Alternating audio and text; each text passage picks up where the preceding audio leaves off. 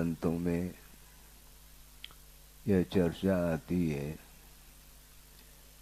कि संसार के लिए कारण आश्रव एवं बंध तत्व बताया और मुक्ति के लिए संवर और निर्जरा का उल्लेख किया है, जिसके माध्यम से मोक्ष की उपलब्धि होती है। लेकिन विशेष बात आपके सामने रख रहा हूं कि एकांत से बंध संसार के लिए कारण नहीं है। महाराज, आप बंध का समर्थन करना चाहो क्या? मैं नहीं कर रहा हूं, किंतु आगमकार स्वयं कह रहे हैं दुर्गति के लिए कारणभूत जो बंध है वह हमारे लिए अभिशाप सिद्ध होता है, किंतु पाप कर्म की निर्जरा, पाप कर्म के क्षय के लिए जो बंध होता है, विश्व कल्याण के निमित्त को लेकर के जो कर्म का अर्जन होता है, वह बहुत सात्स्य पुण्य के रूप में उसको स्वीकार किया है। और सभी कर्मों में अक्षय कार्य यदि कोई कर्म है तो वह तीर्थंकर प्रकृति का है। तीर्थंकर प्रकृति का बंध वह सम्यक दृष्टि ही करता है, और वह सम्यक दृष्टि असंयम की भूमिका में भी कर सकता है और संयम की भूमिका में भी कर सकता है। और वह तीर्थंकर प्रकृति के बंध के कारण उसका जब उदय होता है तो उस समय समूह शरण की रचना होती है, और समूह शरण की रचना इंद्र की आज्ञा से कुबेर के द्वारा समूह शरण की रचना होती है। और उसमें 12 सभाएं हुआ करती हैं और उसमें असंख्य देवी देवताएं वहां पर उपस्थित रहते हैं, और वहां पर चक्रवर्ती भी उपस्थित रहता है। अन्यान्य और राजा महाराजा सारे सारे उपस्थित रहते हैं। दिव्य ध्वनि के माध्यम से जो देशना होती है प्रभु की, उस देशना को सुनने के लिए लालायित है। ये सारा का सारा आकर्षण या वैभव ये किसका प्रतिफल है, किसका परिणाम है? यह बंध का परिणाम है। किंतु वह बंध संसार को काटने के लिए कारण सिद्ध होता है। इसलिए आचार्य कहते हैं आपको बंध यदि इष्ट है तो उस प्रकार का बंध करो जिसके माध्यम से स्वयं भी भव समुद्र से पार हो सकता है और उनके निमित्त से असंख्यात जीवों का भी कल्याण होता है। इस प्रकार सात से जो शुभात्मक जो कर्म है उसका आश्रव हमारे लिए इष्ट है। किंतु जो पाप कर्म है वह जिन परिणामों के माध्यम से उसका आश्रव अथवा बंध होता है, उससे बचने के लिए आगमकार बार बार उपदेश देते हैं। और यह संसार नश्वर है, शाश्वत नहीं है।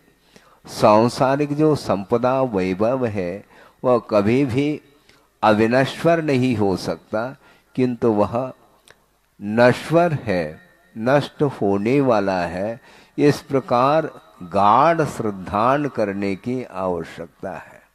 आप छोड़ो अथवा न छोड़ो, किंतु श्रद्धान का विषय तो बनना चाहिए कि सांसारिक भोग्य वस्तु कभी भी अविनश्वर नहीं हो सकती है। इसलिए उसके प्रति जो इच्छा है, उसके प्रति जो आसक्ति है, उसको कम करने के लिए बार बार उपदेश दिया जाता है। और वस्तुतः आश्रव को रोकने के लिए कौन कौन से कारण हो सकते हैं और आश्रम के लिए कौन कौन से कारण हो सकते हैं। मन वचन काय की चेष्टा के माध्यम से पुण्य का भी अर्जन होता है और मन वचन काय की प्रवृत्ति के द्वारा पाप का भी अर्जन होता है। आपको कौन सा इष्ट है, पाप का अर्जन करना चाहो क्या पुण्य का अर्जन? पर आज हम तो पुण्य का अर्जन करना चाहते हैं, बहुत अच्छी बात है, किंतु पुण्य के फल के प्रति यदि आसक्ति कम नहीं करोगे तो पुण्य का अर्जन संभव नहीं है। हाँ, पुण्य के फल के प्रति जो आसक्ति है, गृद्धता है, उसको यदि कम नहीं करोगे तो कभी भी साथ से पुण्य का अर्जन संभव नहीं है। आगम का उल्लेख है। आप क्या चाहो और पुण्य के फल के प्रति उपेक्षा का भाव जिस समय होता है तो उस समय उसके दृष्टि में वह संसार नश्वर दिखाई देता है, अन्यथा नहीं। अनंत काल से संसारी प्राणी इसी जगत में परिभ्रमण कर रहा है, किंतु वह परिभ्रमण क्यों कर रहा है जगत में? वह जगत नहीं है, जागता नहीं है। जो जागता है संसार में रहते हुए वही उस संसार से पार हो सकता है, ऐसा कहा है। एक प्रार्थना के रूप में एक श्लोक आपके सामने रखा जा रहा है और उस प्रार्थना को सुनकर के जो गुरु क्या उपदेश देते हैं, किसका आलम्बन लेना चाहिए, इसका भाव एक श्लोक में आपके सामने रखा जा रहा है। अपार संसार समुद्र मध्य, सुना आपने? अपार संसार समुद्र मध्य निमज्जतो में शरणम किमस्ति, गुरो कृपालो कृपया वदैतत्, तो विश्वेश पादाम्बुज दीर्घ नौका। अंतिम चरण में उन्होंने किसका आलम्बन लेना चाहिए इस विषय को रखा है कि शिष्य ने प्रार्थना की है, हे भगवान अपार संसार समुद्र मध्य निमज्जतः, जिसका कोई पार नहीं है, ऐसे अपार संसार रूपी समुद्र में मैं डूब रहा हूं और मेरे लिए हे भगवान कृपा करके बताओ मैं किसका आलम्बन लेऊं, किसके शरण में जाऊं। इस प्रकार वह प्रार्थना करता है तो गुरु कहते हैं, ये ध्यान रखो, गुरु ने ये नहीं कहा कि मेरा आलम्बन ले लो, है? गुरु ने कह सकते मेरा आलम्बन ले लो, नहीं। गुरो कृपालो कृपया वदैत, हे स्वामिन आप मुझे बताओ किसका मैं आलम्बन लेऊं। तो आचार्य कहते हैं विश्वेश पादाम्बुज दीर्घ नौका। विश्वेश बोलते हैं तीन लोक के नाथ, तीन लोक के स्वामी प्रभु, उनके चरण कमल रूपी विशाल जो नौका है उसका आलम्बन ले लो तो बिल्कुल एक क्षण में समुद्र भव समुद्र से पार हो सकते हो। कहना चाहिए था गुरु को मेरा आलम्बन ले लो, नहीं कहेंगे वो, क्योंकि गुरुओं में जो गुरु होते हैं परम गुरु वे प्रभु हुआ करते हैं, क्योंकि प्रभु का आलम्बन लेकर के ही गुरु बनते हैं। किंतु ये ध्यान रखो पहले लघु बनने का पुरुषार्थ करो। हर व्यक्ति गुरु बनने का भाव रखता है, किंतु ये ध्यान रखो पहले लघु बनो। लघुतम बनने का पुरुषार्थ करना है हमें, उसके बिना प्रभु बनने के लिए और कोई उपाय नहीं है। अनंत शक्ति के धारक वे प्रभु तीर्थंकर हुआ करते हैं, मोक्ष मार्ग के नेता होते हैं और हम भी नेता बनना चाहते हैं। है? हम शासन चलाना चाहते हैं, किंतु आचार्य कहते हैं पहले आत्मान शासन की बात करो। विश्व को शासित करने के लिए हर व्यक्ति खड़ा हो जाता है, मैं विश्व को अपने अंडर में रख लूं, पूरे विश्व को मैं हैंडल करूं। किंतु आचार्य कहते हैं किसी दूसरे की हैंडओवर करो तो मुक्त हो जाओ। ये हैंडल करने का जो भाव है, ये गुरु बनने का भाव माना जाता है। ये ठीक नहीं है। इसलिए आत्मानुशासन की आवश्यकता। जिसकी आत्मा शासित नहीं है, अनुशासित नहीं है, स्वच्छंद प्रवृत्ति करने वाली आत्मा कभी भी वह शास्ता नहीं बन सकती। विश्व की शास्ता शासक बनने के लिए वस्तुतः अपने आत्म तत्व की पहचान करने की आवश्यकता होती है। अपने आत्म तत्व की पहचान, अपने आत्म तत्व का स्वरूप का बोध जिसे ज्ञात नहीं है, वह कदम कदम पर उसके अंदर दूसरे को अपने अंडर में रखने का भाव, दूसरे को संचालित करने का भाव, आधिपत्य का भाव, अधिकार का भाव सामने आता है। इसी को हमें समाप्त करना है। इसलिए आद हिदम का दब्बम कहा, आत्मा का हित करो, पर का हित अपने आप हो जाएगा। पर के हित करने के लिए हम कदम बढ़ाते हैं। आचार्य कहते हैं कोई आवश्यकता नहीं। पर का हित जो होता है, मौन रह करके जो साधना करने वाला साधक है, उसके माध्यम से पूरे संसार का हित हो सकता है। उपदेश की भी कोई आवश्यकता नहीं पड़ती है। 2-4 दिन पहले भी हमने बात रखी थी आपके सामने कि प्रभु भगवान दीक्षित होते हैं। भगवान नहीं दीक्षित होते हैं, व्यवहार में कहने में आता है भगवान की दीक्षा होती है। भगवान का दीक्षा कल्याणक नहीं होता है, किंतु कुमार का कल्याण होना है। वृषभ कुमार, अभी वृषभ सागर नहीं बना, नाथ तो बाद में बनेगा। अभी होनहार है। तो वो वृषभ कुमार जिन्हें जब वैराग्य हो जाता है, तो वन की ओर उनके कदम बढ़ते हैं और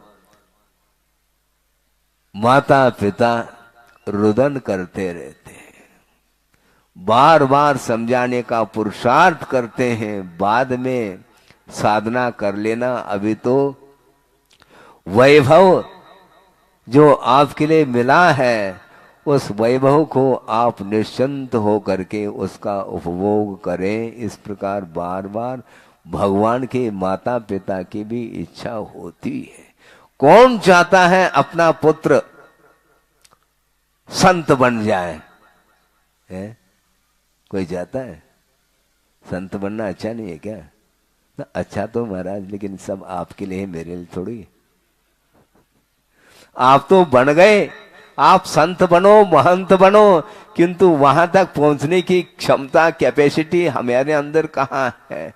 इसलिए भगवान के माता पिता भी वह रुदन मचा रहे हैं। इसके उपरांत भी वैराग्य एक बार उत्पन्न होता है, वह उसकी गाड़ी रिवर्स नहीं हो सकती और आगे बढ़ते चले जाते। सोचो, विचार करो। उनके अंदर विश्व कल्याण करने का भाव नहीं है, ऐसा नहीं, किंतु विश्व का कल्याण करने वाला जो व्यक्ति है, वह स्वयं का कल्याण पहले कर ले। गुरुदेव ने एक बार कहा था, हालांकि व्यवहार का वो निषेध नहीं करते हैं, किंतु श्रमण जीवन भर व्यवहार में न उलझे, उसको निश्चय तक पहुंचाना है। इसलिए उनका ये कहना था कि किसी ने मुनि महाराज के दर्शन किए और उन्होंने धर्म वृद्धि का आशीर्वाद दिया, तो उस समय गुरुदेव का ये कहना था, तुम्हारा कल्याण हो गया क्या? तुम्हारा स्वयं का कल्याण हो गया? दूसरे के कल्याण के लिए तुम आशीर्वाद का हाथ उठाते हो। निषेध नहीं करते हो, किंतु इसमें ज्यादा रुचि नहीं लेना चाहिए। रुचि का अर्थ दूसरे को आकर्षित करके दिन भर हम आशीर्वाद का ही हाथ सामने रखें तो वह कभी भी, सामने वाला जो व्यक्ति है वह कभी भी धर्म से आकर्षित नहीं हो सकता। वस्तुतः हाथ उठाने से, आशीर्वाद का हाथ उठाने से ही कल्याण होता है, ये अनिवार्य नहीं है। श्रवण साधना में लीन है, सामायिक अथवा ध्यान में लीन है, उस समय श्रावक आया है, चरणों में नतमस्तक हो रहा है, तो अपना ध्यान छोड़ करके आशीर्वाद दे दे, क्योंकि आशीर्वाद से तो कल्याण होता है महाराज, ये ध्यान रखो। ये जब बाहर आते हैं ध्यान से उस समय यह प्रसंग आता है, किंतु विश्व को भूल करके जो अपने आत्मा में लीन होता है, अपने परमात्मा तत्व को प्राप्त करने के उद्देश्य को लेकर के वह विश्व को भूलना चाहता है, तो विश्व को भूलने वाला व्यक्ति ही अपना आत्मा का भी कल्याण कर सकता है और विश्व का भी कल्याण कर सकता है। इसलिए वृषभ कुमार को वैराग्य हो गया और वह दीक्षित हो जाते हैं, किंतु दीक्षित होने के उपरांत वह मंच पर बैठ करके माइक के सामने अच्छे आराम से 1 घंटा निवेदन करने के लिए प्रतिदिन आते हैं, तो उनको आकर्षित करना चाहिए नहीं। तो महाराज वो दुकान नहीं चलाना चाहते हैं क्या? वो दुकान चलाना नहीं चाहते हैं क्या? दुकान तो चलाना चाहते हैं, लेकिन फुटकर नहीं, ये ध्यान रखो। वो होलसेल व्यापारी है, इसलिए उन्होंने सोचा 2-4 व्यक्तियों के कल्याण करने के लिए बाहर बार बार आने की अपेक्षा हम भीतर ही रहे, और केवल ज्ञान जब उत्पन्न होगा और समोषण की रचना होगी और असंख्यात जीवों का कल्याण एक साथ हो जाएगा। आप कल्याण की बात करते हैं, विश्व कल्याण की बात करते हैं, तो गुरुदेव का ये कहना है, पहला लघु बनना सीखो। गुरु अपने आप बन जाता है, गुरु बनाया नहीं जाता है, गुरु बनता है। योग्यता उसके अंदर गुरु के प्रति समर्पण भाव के माध्यम से है, उसमें गुरुत्व आ जाता है, और उस योग्यता को दे करके ही गुरु पद देते हैं। गुरुदेव ने कहा था, दीक्षा ली जाती है और पद दिए जाते हैं योग्यता अनुसार। दीक्षा दी नहीं जाती, दीक्षा तो ली जाती है, किंतु समय पर उसकी योग्यता जब सामने आती है तो पद लिए नहीं जाते, पद दिए जाते हैं। हाँ, पद लेने की इच्छा रखने वाला व्यक्ति कभी गुरुत्व को प्राप्त नहीं कर सकता। ये पद क्या है? अरे मोक्ष पद प्राप्तये फलम निरूपामिति स्वाहा आप लोग कर रहे हो, तो मैं कौन सा पद चाहूं? मुझे बताओ। मुझे मोक्ष पद चाहिए, और वो मोक्ष पद धीरे धीरे मिलता है। मोक्ष पद जो मिलता है वह धीरे धीरे मिलता है, आकुलता के कारण वह पद नहीं मिल सकता है। इसलिए पहले लघुत्व बनो, लघुता से प्रभुता मिले, और प्रभुता से प्रभु दूर। क्या कहा? लघुता से तो प्रभुता मिले, किंतु प्रभुता से प्रभु दूर होते चले जाएंगे। ये ध्यान रखो, मैं बड़ा बनूं, इस प्रकार का भाव हमेशा प्रभु से उसको दूर रखता है। इसलिए प्रभु के सन्निकट पहुंचने के लिए लघु बनने की आवश्यकता है। लघुतम बनिए आप।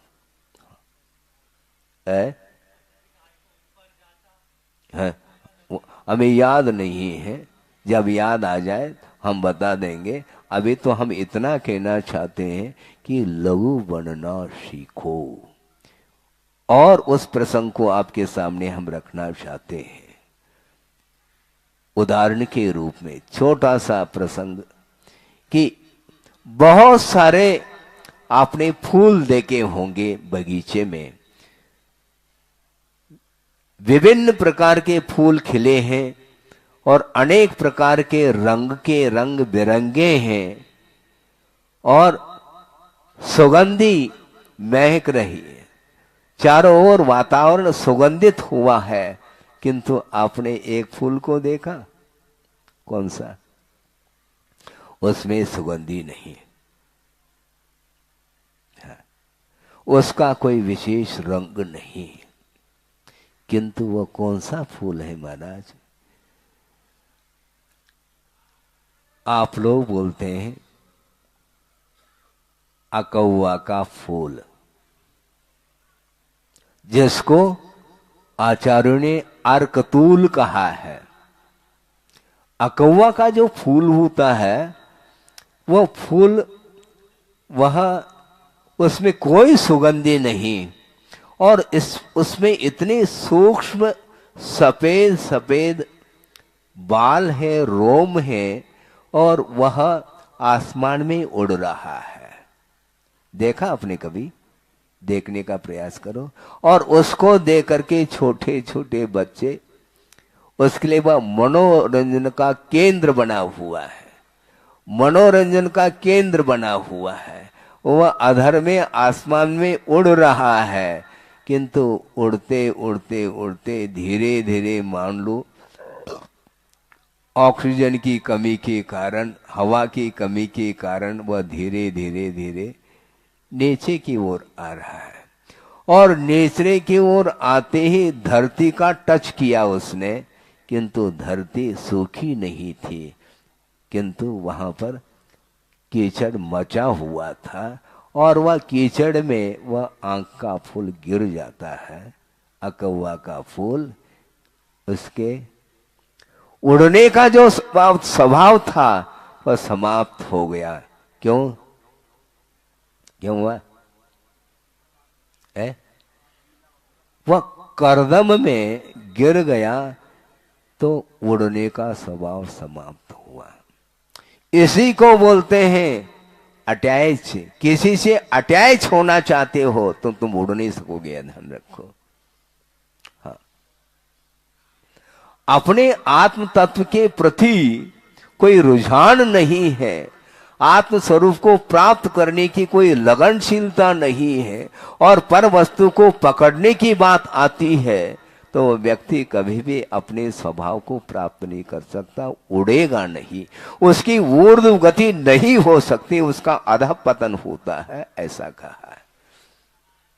वो उड़ रहा था अकौवा का फूल अर्कतूल, क्योंकि वह हल्का था और जो ही पर वस्तु से उसका अटैच हो गया, संबंध हो गया, तो संबंध होते ही वह बंध का कारण माना जाता है। इसलिए दूसरे से दूर रहो, पर पदार्थ से दूर रहो, ये कहा है। भगवान से आप टच नहीं कर सकते, ध्यान रखो। है महाराज के चरण स्पर्श तो कर सकते हैं मंच पे आकर के, किंतु 4 अंगुल जो ऊपर उठे हुए भगवान हैं, समोशरण 500 धनुष ऊपर विराजमान है समोशरण में, किंतु उनके निकट तो पहुंच सकते हो, किंतु डोंट टच नहीं कर सकते, आप स्पर्श कर ही नहीं सकते, इतना उनका अतिशय है। स्पर्श, प्रभु का स्पर्श करने का भाव रखो, पर वस्तु के साथ हाथ मत लगाओ। हाँ, पर वस्तु के प्रति हाथ नहीं लगाना, पर वस्तु को प्राप्त करने के लिए हाथ नहीं दिखाना, ये ध्यान रखो। अपने आत्म स्वरूप को प्राप्त करने के लिए हाथ जोड़ने की आवश्यकता, हाथ दिखाने की आवश्यकता। हाँ, ये सब आगम में लिखा हुआ है, मैं अपने तरफ से कुछ भी इसमें बगार नहीं लगा रहा हूं। हाँ हाँ, छोंक लगाया जाता है? रसोई बनाते हैं, दाल सब्जी बना लेते हैं, उबाल देते हैं, उसके उपरांत छोंक लगाते हैं, उसको बगार बोलते हैं। वह बगार लगाने से वह बिगड़ जाता है। वो इसलिए हम बगार नहीं लगाते हैं। जो आगम में यथार्थ तत्व का जो विश्लेषण किया है उसको आपके सामने निर्भीकता के साथ उसका उस विषय को रखा जा रहा है। किसी व्यक्ति विशेष के प्रति कोई कटाक्ष नहीं है, क्योंकि वस्तु तत्व का स्वरूप है, उसमें कटाक्ष कहाँ है। इसलिए प्रभु बनना चाहो तो सर्वप्रथम लघु बनने का पुरुषार्थ करो। और लघु कौन बनता है? 3 लोक के पति, जगतपति बनना है। उद्योगपति जी, हाँ, जगतपति बनना है तो जगतपति बनने के लिए पूरा निछावर किया जाता है, ये ध्यान रखो, तब सर्वतोभद्र बनता है। बार बार सोचो नहीं। सर्वतोभद्र, चारों ओर से भद्रता, उसके दर्शन करते ही भद्रता आ जाती है जीवन में। इसलिए सर्वतोभद्र के लिए गुरुदेव ने मंगलमय आशीर्वाद दिया है और आप लोगों के कंधों पर वह दायित्व दिया है, भार दिया है। उस भार को लेकर के चलना है। महाराज बहुत बड़ा भार है, जल्दी करो ना, फिर भार उतर जाएगा। जल्दी करो। बिल्कुल यूनिक बनना चाहिए। अपनी हवेली को बनाने के लिए करोड़ों अरबों रुपए खर्च करते हो और जिनालय, जिनेन्द्र भगवान का वह आलय अर्थात मंदिर है जिसमें जनबिंब को स्थापित किया जाएगा, तो उस मंदिर को इतना डेकोरेट करना चाहिए, 3 लोक में उस प्रकार का कोई मिसाल देखने में नहीं आना चाहिए। इसलिए 3 लोक के नाथ बनने के लिए जो लौकिक जो संपदा है, वैभव है, उसको जीर्ण तृण के समान समझ करके वो वृषभ कुमार निकल गए हैं और आपको निकलने के लिए पाठ दिया है, ये ध्यान रखो। इसी प्रकार सबको निकलना है। एक दिन इंदौर को खाली करना है, इंदौर में रहना नहीं है। इंदौर में रहो किंतु जिनालय में रहो, तो जिनालय में रहने से ही निज घर में आता है, उसके बिना संभव नहीं। इसलिए अपने को बहुत शांति के साथ विषयों और कषायों से ऊपर उठकर के सभी जीवों के प्रति साम्य भाव रखते हुए चलेंगे तो निश्चित रूप से राग द्वेष उत्पन्न एक क्षण के लिए भी नहीं हो सकते। आप नीचे बैठे हैं, मैं ऊपर बैठा हूं, ये सब विकल्प के लिए जड़ है, विकल्प के ये कारण है और कुछ नहीं इसमें। ये ठीक है, व्यवहार है। जो भक्त होता है वो हमेशा नीचे बैठता है और जो भगवान होता है वो ऊपर बैठता है, किंतु भगवान ने ये नहीं कहा कि मुझे तुम भगवान कहो, कहा है क्या? लेकिन हम कहलवा रहे हैं मैं भगवान हूं, हम कहलवा रहे हैं हम बड़े हैं, तुम क्यों कहलवा रहे हो? दूसरे के कहने से हम थोड़े बड़े बन गए।